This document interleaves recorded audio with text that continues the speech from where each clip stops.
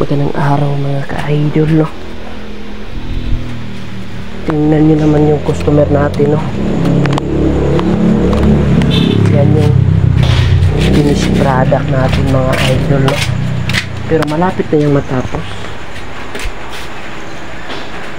Tingnan yung mga loading, no?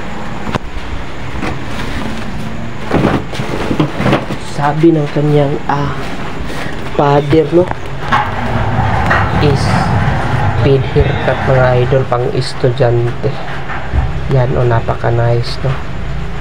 Napakalinis mga idol. Kung meron kayong mga bata na ganyang edad, pwede ganyan yung ipagupit nyo mga idol. Fade lang yan idol, mid fade. Kapag ganyang hugis ang mukha ng inyong mga anak, pwede yung mid fade. Napakalinis tingnan. Parang ma-appreciate yan ng buho mga idol. Tingnan nyo naman idol. Yan, sinight ko. Tapos yan, ipakita ko sa inyo. Oh, napakalinis, no? Yan mga idol, napakalinis. Oh, gustong gusto yan ng mga magulang nyo mga idol. Yan yung gupit. Yan, yung usong-uso ng mga gupit. Gusto rin ng mga gulang, pero talagang mas gusto ng mga bata.